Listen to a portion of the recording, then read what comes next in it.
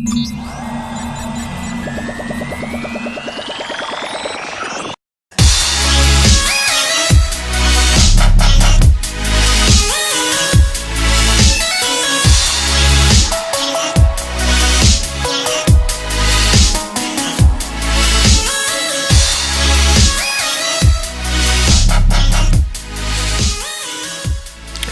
welcome to the Halcyon Podcast. No video on this occasion, I can't be arsed and I look like crap, so I thought I'd go back to the old school audio. On this edition, it's not going to be a particularly long one, it's got to be honest, because there's not a tremendous amount going on today. There's been some events that have transpired previously, couple that I will touch on in a moment, but the big thing over the next couple of days is going to be, for me, Wrestlemania weekend is coming up. Touched on this in the previous episode. There's not a lot to get hyped about, but there's plenty to enjoy in terms of the show. I think the match that's going to dictate whether or not this Mania is a good or a bad one is clearly the Reigns Undertaker match. In terms of just its relevance and importance in Undertaker's career, could it be his last one? Will he battle on? Will Reigns turn heel on Undertaker? And if so, how will they play that off? I think the obvious answer is that they won't turn Reigns heel. I also think that this perhaps won't be Undertaker's last WrestleMania. I suspect probably next year will be, though. Weirdly enough, I always suspected it go out to on a nice round number on a 30th or 35th, but nevertheless, never mind. If you haven't done, this is another free plug. I would implore any of you who have not yet gone out and watched Southpaw Regional Wrestling to go out and watch it immediately. 5 episodes, 20 minutes in total. Trust me, you will not regret it if you're a wrestling fan. If nothing else, it's great lampooning the old school 80s wrestling style. If nothing else as well from that, it's a good Ron Burgundy takeoff if you're into that kind of humour. Anyway, moving back onto WrestleMania, my housemates just let me know, as a matter of fact, that 2 matches are on the undercard that really shouldn't be, pre-showing as a matter of fact. Andre the Giant Memorial Battle Royal and the Cruiserweights. Damn shame. Both great gimmick matches for WrestleMania could have been. The What Culture team make a really good point in making that the Cruiserweights should have been in the ladder match that invariably will happen at Mania, because it's usually a good one to put in there somewhere. Moving on from wrestling and WrestleMania, sports. Let's talk about a couple of sports for the time being, because we are edging closer to Joshua versus Klitschko. I've already made my predictions on that. If you want to get a gist of just how much of a beast Joshua is, he's released a half-an-hour workout video on YouTube, which is definitely worth a watch if you want to feel inadequate about your physical fitness. But nevertheless, the dude's in absolutely peak physical condition for this fight, which you'd expect. He's still young, he's still learning, he's still hungry. Footballing-wise, there's not been a tremendous amount going on. We've had the international break, so we've had the England match performing perhaps to expectations, I suspect. Obviously, Coleman, horrific injury. It's always football. It's a shame because it always goes. Football injuries tend to go from one of two things. It's either a light graze, which they could and should have walked off, or it's something tremendously horrific that makes the headlines. There's never really anything in between. Which is a shame, really, because up until that point, from my understanding, I didn't watch the game. I did see the injury. I saw some playback footage of it, and it was very, very reminiscent of the leg breaks of the past. Just a horrific scene. It's difficult to watch more than once. You see it once, you've seen it, you kind of get it. It's a shame. And football, like I say, it just has those moments sometimes. It's really, really odd. And like I say, the dichotomy between going from an absolute ball buster of a tackle like that to a relatively benign one is very, very slight. But then again, the pace of the game has increased to an exponential amount over the last couple of years. Not a tremendous else going on in terms of sport that I want to touch on. The only thing that I kind of did want to touch on this podcast a little bit, and I promise I won't drone on this one, is the recent attack in London. A lot of people doing their utmost to make a commentary on it. I won't actually comment on that. What I will say is the reason why I don't, which is what occurs to me whenever I read the news and whenever a narrative is spun that there's been some sort of tragedy. It's not to belittle it, but the fact that we seem to place a tremendous amount of attention on things that concern merely us when it comes to people and the loss of life, versus when you hear natural disasters, terrible events across the globe, even relatively benign ones, it's jarring to me. I'm of the opinion all people are kind of, either we all matter or we all don't, and we all do, so I don't acknowledge these kinds of events very often, because it's just 7 people in London or 5 people or however many it is. Literally that day there was a news article saying 200 people had been massacred somewhere in the Middle East. I don't see anyone changing their Facebook pictures or memes to that, so it's not to demean either one of them. It's more, it's sad sometimes how certain people are overlooked in favour of others, and I'd much rather us just be constantly refining and honing our efforts to try and acknowledge and admonish any attack of this kind, rather than just focusing on the ones that inherently affect us or that people can use to further their agenda. I mean, that's the overall narrative that I get from these things. It's more prominent in America, where you often see news articles that target predominantly Muslim attackers or attackers of ethnic minorities, whereas mass white shootings or mass shootings of people of the predominant race of that country tend to get swept to the side or underreported or underutilized when it comes to the narrative of overall safety. That's a tricky subject, and I'll probably cover that in one of my weekly shows at some stage, why I feel the way I do about that, because I think it's worth touching on. However, as I'm sure you'll appreciate, it's a very, very delicate subject, and you really do need to approach it with some cadence and a viewpoint that's well founded. You can't just go into that and just say rah rah rah. You have to be cognizant of the fact that there are people who will find the subject matter very sensitive and indeed hold very strong feelings one side or the other. So in terms of that, I wanted to touch on it very briefly because it's a terrible event. It was shocking to me. I had no idea it happened up until the point I got home and checked the news, and you don't want to hear stuff like that. I think the actions of a few can never dictate policy, but it seems to be the way these days. As a matter of fact, the reason why I'm not doing video on this occasion is because I look like crap. And the reason why I look like crap is because I've been working my ass off at my new job. And the reason why I've been working my ass off my new job is because, by and large, the processes that we follow often are dictated by the minority of things that could go wrong versus the things that do go wrong. And this seems to be becoming more and more recurring thing in life. We have to afford a lot of time and effort to the little things that never really crop up, but cropped up on that one occasion, so we should always be guarded against it.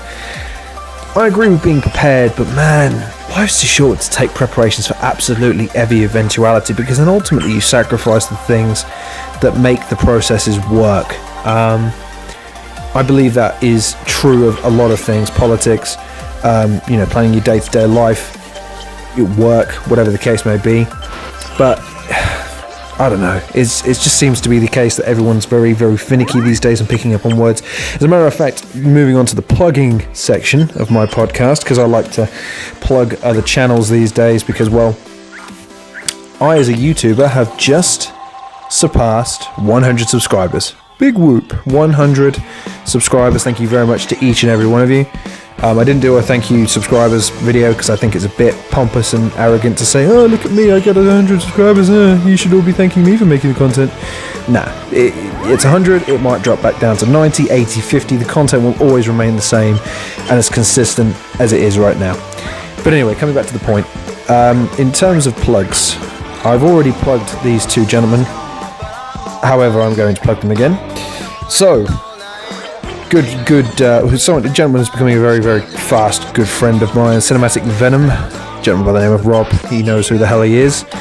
Go check out his channel if you haven't already. The dude's an absolute don, producing great content. He's actually made a video very recently, which I'm going to touch on in a moment, as a matter of fact. Mainly because it's funny. He's given me some good ideas for some content that I want to make. So that again is Cinematic Venom, so go check him out. Another one, BBK Smasher, young YouTuber, making some really nifty little videos. He's already got 140 odd subscribers, 160 as I look at my chart now, so the dude is up and rising, so go support that dude. He made some couple of videos that are really, really nifty recently, so I'd recommend you go check him out. Excuse me. Well, who else do I want to give a shout out to? GFY Productions, my boy Craig, over in America. You should go check him out as well. Very understated individual. Gets a lot of hate, so if you go over there and hate on him, know that I will tear you to pieces, because the dude's cool. So give him a shout, give him some love. Check out some of his videos. He's just dropped a Trump one, which is interesting. Some strong views. Don't necessarily agree with everything he says, but that's the beauty of YouTube. We can all get together and disagree together. It's magnificent. Anyway, a few other plugs, because there were a few people last time who I didn't get to say thank you for subscribing and go and check them out. Just didn't have the time to go through them all. A couple of other people. Renaissance Media, dude who makes some really interesting movie reviews. Talks movies with us. Very interesting couple that make, again, movie reviews. But they're very, very eloquent, and they're good fun. Their videos, they're just interesting dudes. TT Burger 88. I made myself laugh.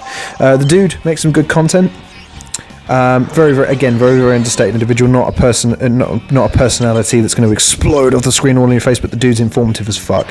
So definitely go check him out. Wrestling Addict, especially this weekend of all weekends. If you're a wrestling fan, go check out his channel, Wrestling Addict 100. 265 subscribers. The dude's growing. So go check him out before he gets super hot and forgets who the hell his fans are, like the rest of us hooty-tooty YouTubers who are over 100 subscribers. Nah, I'm just joking.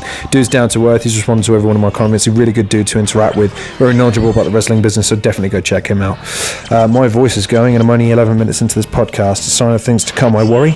But nevertheless, so that's the obligatory shout-outs done. People have been wondering and asking me recently why, I'm doing a lot of plugging and stuff. To be honest, the thing I've realised, in fact, Cinematic Venom, me and him have been discussing this topic very recently. When your channel gets more busy, it becomes almost a full-time job replying to comments. It's weird. I only have maybe 4 or 5 a video, but that still takes me an evening to respond to, and then I've got to crack on with other things. I can hardly imagine what it would be like to cope with 500 or 1,000 subscribers. That amount of comments would just be overwhelming. So as far as getting huge, that kind of boat has sailed for me. I'm not really that fussed about it, to be perfectly honest. The goal now is just to make the channel as good as it can be, get some light on some people that do want to grow, do want to become that super popular channel, but more importantly, divert it to the people that deserve to get that, to blow up like that. It's a good feeling to be able to share and collaborate. There's a couple of collaborations that are definitely going to happen now, which is awesome news. So stay tuned for those.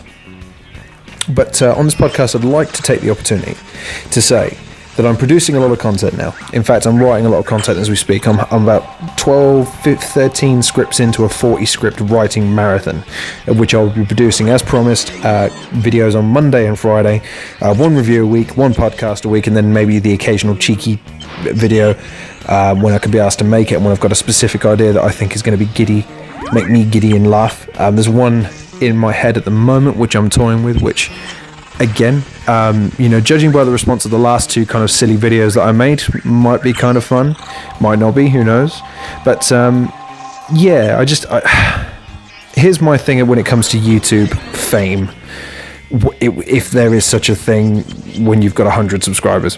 The fact is, I think it's an interesting position to be in, because you have the ability to be able to reach an audience that you otherwise would not have been able to, who can appreciate the content that you produce, specifically having sought you out or you having sought them out, depending on which way around it was.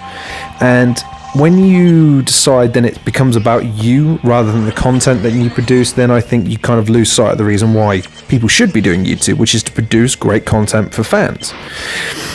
The more I look at YouTubers, the more I see it as a vehicle for their own personal ego, and to be honest, that's how it started off for me. As a bit of attention to kind of get, I feel like I've got some opinions worth listening to, and that I've got a creative vision that people should be watching. But the more and more time has passed, the more I realise, I make my videos for me. I very rarely watch them, but I make content that I know if I sat down and watched, I would watch. Now, obviously I don't speak for everybody, but I think all YouTubers should make stuff that they would sit down and watch themselves and find entertaining.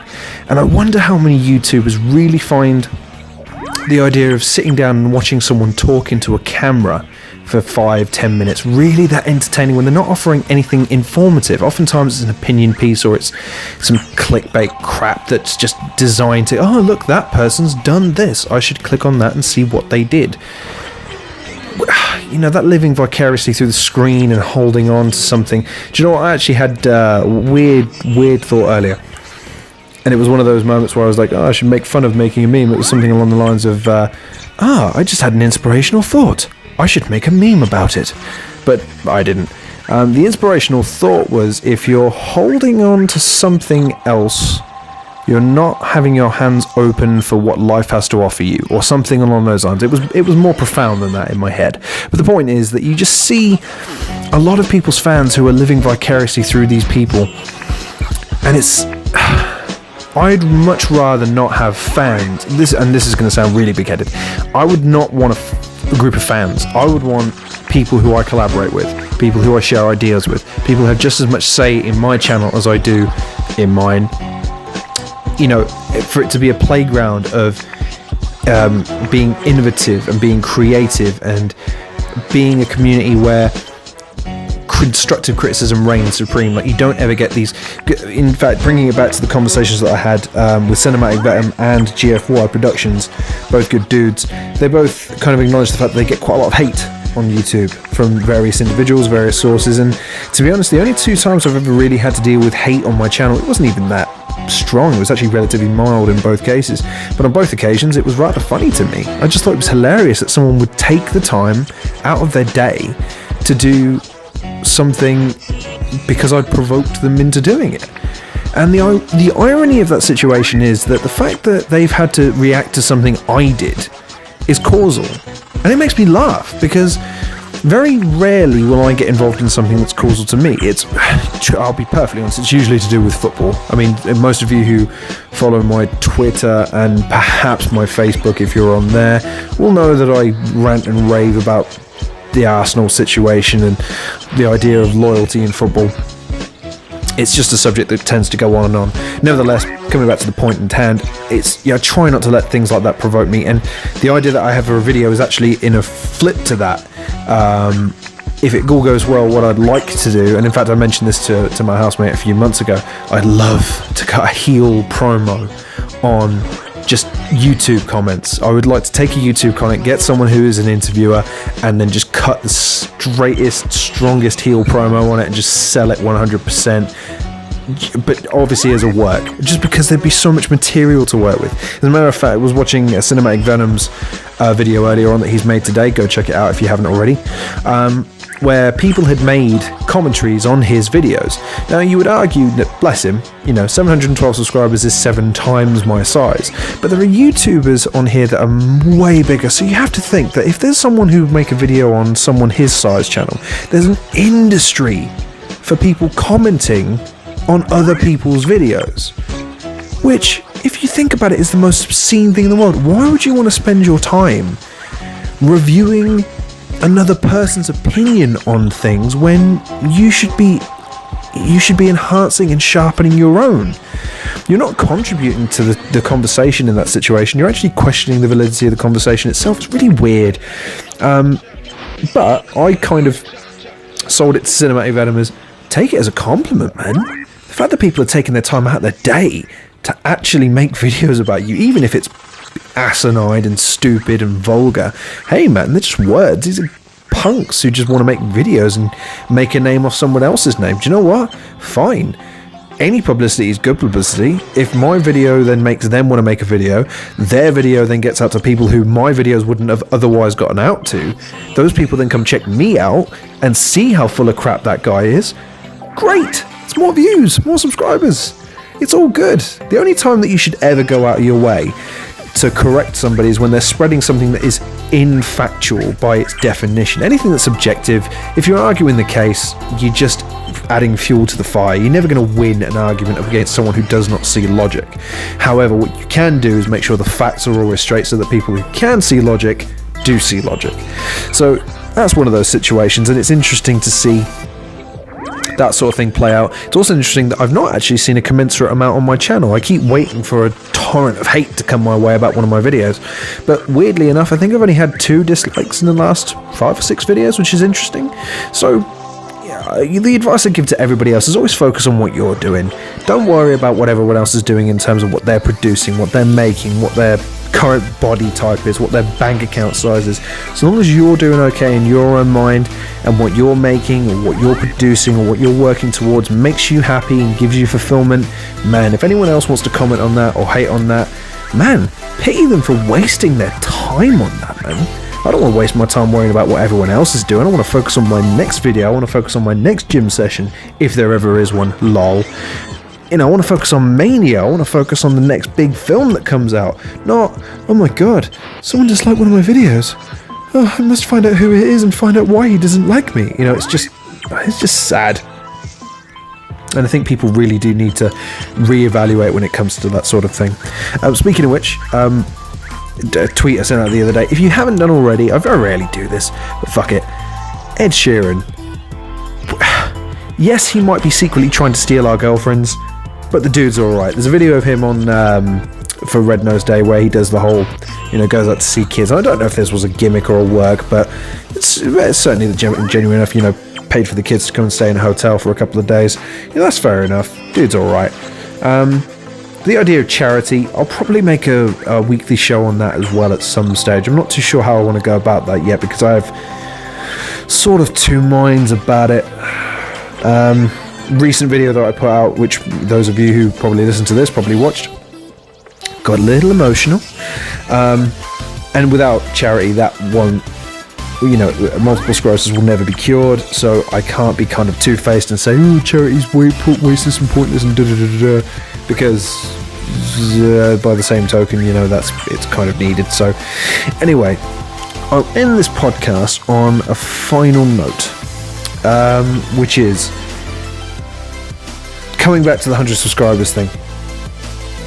I would like to say thanks to everybody who subscribed, anyone that had a watch, anyone that disliked, anyone that commented, anyone that continued to support the show, anyone that's told their friends and said, oh yeah, this dude, he makes occasional YouTube videos, he's a little bit rough around the edges, but actually it's kind of funny, or it's kind of good, or oh man, you need to check this dude out, he's so bad, he's terrible, oh, his videos are so bland, you should go on there and hate them.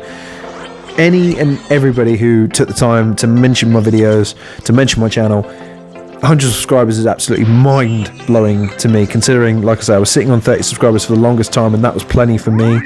100 is insane. I want to push on to 1,000, because I think that once I get to 1,000, that's really it. That's all I ever wanted in terms of subscribership. That's a ridiculous amount of people. And that's the plan from here. Like I say, videos will be releasing every Monday and Friday. Probably Monday's videos will be review based, and then Fridays will be podcasts or an additional review if I've made enough. It just really depends on my working schedule, which is absolutely slaying me at the moment. So just bear in mind, I'm a human being. I work full time, and YouTube is by definition a hobby, although god damn, I wish it was my job. Loving it at the moment. If no one does YouTube or has a social media outlet of some description and really wants to get into it but just maybe hasn't had the courage, man, just dive head in, man. Dive straight in and just do it. It's hard putting yourself out there, and it's hard recording yourself and putting it out there for other people's opinion, but if I can record myself singing Michael motherfucking Jackson and put it on YouTube for people to listen to and hear, god damn it, you can do the same thing, and you can do about something you love and that you're passionate about, and stand behind it and go, yeah, I did it, I released it. You might have your criticisms, but do you know what? You should focus your attention on what you want to fucking do rather than what I'm doing. So anyway, that concludes this podcast. Thank you very much for listening. Apologies for the voice, apologies for the lack of video on this occasion, although saying that it is a podcast, so it is supposed to be a recording, not a visual. That's a treat. So I've set the bar unnecessarily high on that one, but never mind. Probably be video recording returning on the next one, assuming that I'm more up to the task. But in the meantime, like I mentioned, go and check out some of the other channels that are in my featured list. Or if you check out some of my comment sessions, a lot of the people that are commenting in there are indeed good guys. Bash Brothers as well, go check them out. My boy Boris, he's a good lad. We're going to probably end up collaborating after we've both had a chance to go see the Mighty Morphin Power Rangers, which I haven't done yet because I've been working all the goddamn time. But nevertheless, please like, dislike, share, subscribe, comment. I'm also on VidMe, so if you're watching this on VidMe, hello people. And if you've watched this on YouTube, I'm also on VidMe, so go check me out on there if you want to go watch videos without any advertisements. Once again, thank you very much for listening. Stay tuned for the next episode of the Halcyon Show, which will be dropping next Monday. And if there's any questions or queries, or if you've got any suggestions or comments, whatever, leave them in the bottom. I'll respond to every single one of my comments and leave them there. So thanks very much for listening again. Stay tuned and take care of yourselves.